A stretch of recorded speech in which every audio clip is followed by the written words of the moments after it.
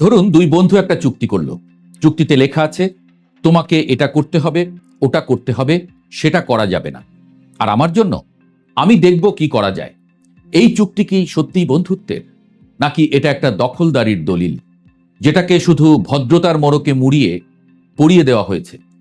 মার্কিন যুক্তরাষ্ট্রের সাথে বাংলাদেশের সই করা পারস্পরিক বাণিজ্য চুক্তি ART পড়লে ঠিক এটাই মনে হবে। 32 পাতার এই দলিলে বাংলাদেশকে বাধ্যতামূলকভাবে কিছু করতে বলা হয়েছে 131 বার, যুক্তরাষ্ট্রকে মাত্র 6 বার। আর যে সরকার এই দলিলে সই করেছে তারা করেছে জাতীয় নির্বাচনের মাত্র 3 দিন আগে। একটু ব্যাকরণ পড়ে নেই চলেন। ইংরেজিতে শ্যাল মানে বাধ্যতামূলক, উইল মানে ইচ্ছাধীন। এই চুক্তির 32 পাতায় শ্যাল এসেছে মোট 179 বার, উইল এসেছে মাত্র 3 বার। এর মধ্যে বাংলাদেশ শ্যাল লেখা আছে 131 বার, ইউএস শ্যাল মাত্র 6 বার।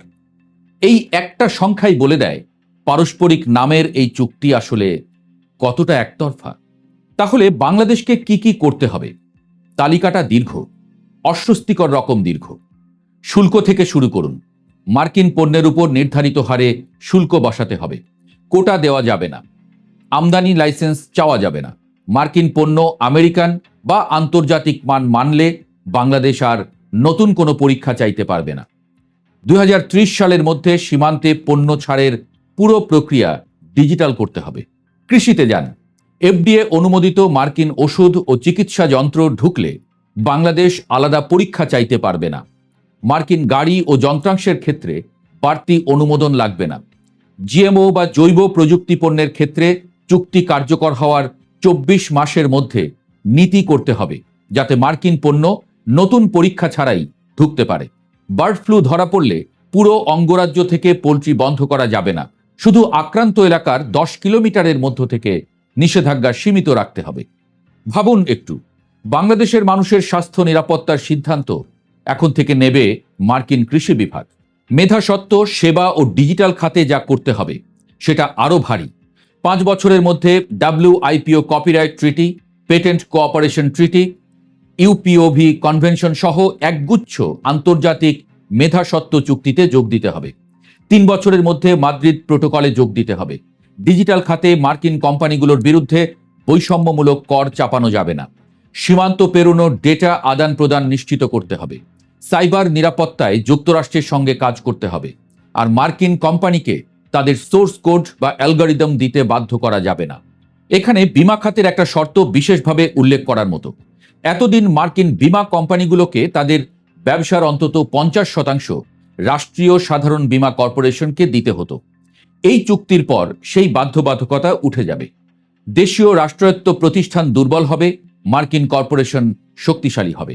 সার্বভৌমত্বের প্রশ্নটা আসছে সবচেয়ে কঠিনভাবে নিরাপত্তা ধারায়। চুক্তিতে বলা হয়েছে বাংলাদেশ এমন দেশ থেকে পারমাণবিক চুল্লি বা সমৃদ্ধ ইউরেনিয়াম কিনতে পারবে না যেই দেশকে যুক্তরাষ্ট্র নিজের স্বার্থের বিরুদ্ধে মনে করে। বাংলাদেশের রূপপুর পারমাণবিক প্রকল্প রাশিয়ার বিনিয়োগ আছে। এই রাশিয়াকেই যুক্তরাষ্ট্র বিবেচনা করে নিজের স্বার্থের প্রতিপক্ষ হিসেবে। তাহলে ভবিষ্যতে এই চুক্তি কি রূপপুর প্রকল্পের জ্বালানি সরবরাহের পথ বন্ধ করতে পারে? আরও আছে, বাংলাদেশকে নিজের রপ্তানি নিয়ন্ত্রণ ব্যবস্থা গড়ে তুলতে হবে মার্কিন আইনের সঙ্গে সামঞ্জস্য রেখে। যুক্তরাষ্ট্রের নিষেধাজ্ঞা ভঙ্গ করতে পারে এমন লেনদেন ঠেকাতে বাংলাদেশ কাস্টমস ও ব্যাংকিং তথ্য ওয়াশিংটনের সাথে ভাগ করতে হবে। বন্দর ও জাহাজের ডিজিটাল নিরাপত্তা নিশ্চিত করতে হবে, যেন বিদেশি সরকার অননুমোদিতভাবে ঢুকতে না পারে। কোন বিদেশি সরকার সেটা অবশ্য চুক্তিতে বলা নেই, কিন্তু চীন যদি এই তথ্যে ঢোকার চেষ্টা করে সেটা ঠেকানোর দায় বাংলাদেশের। আর সেই ব্যবস্থা কার নির্দেশে সেটা আর বলার অপেক্ষা রাখে না। বিনিময়ে বাংলাদেশ কি পাচ্ছে? মূলত একটাই, পোশাক খাতে শূন্য বা কম শুল্কে মার্কিন বাজারে প্রবেশের সুযোগ।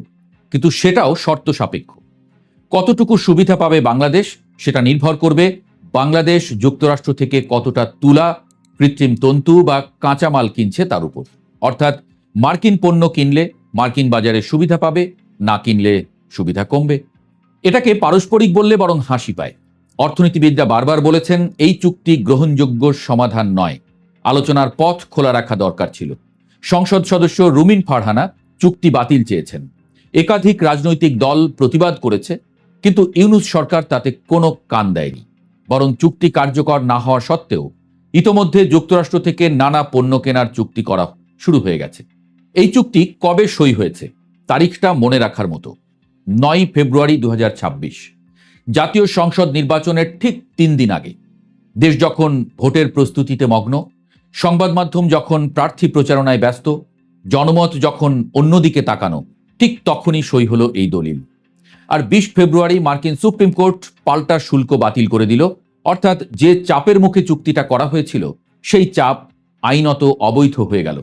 তাহলে প্রশ্ন হলো, এই তাড়াহুড়ো কিসের ছিল? নির্বাচনের ঠিক আগে গণতান্ত্রিক জনাদেশ ছাড়া, সংসদে বিতর্ক ছাড়া এই চুক্তি কার স্বার্থে হয়েছে? বাংলাদেশের মানুষ বছরের পর বছর ঘাম ঝরিয়ে গার্মেন্টসে কাজ করেছে। সেই শ্রমের উপর দাঁড়িয়ে দেশটা মাথা তুলেছে।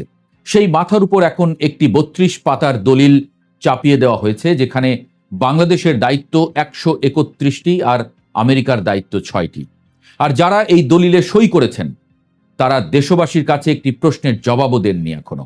পারস্পরিক চুক্তিতে এত অসম বোঝা কার স্বার্থে বহন করছে বাংলাদেশ?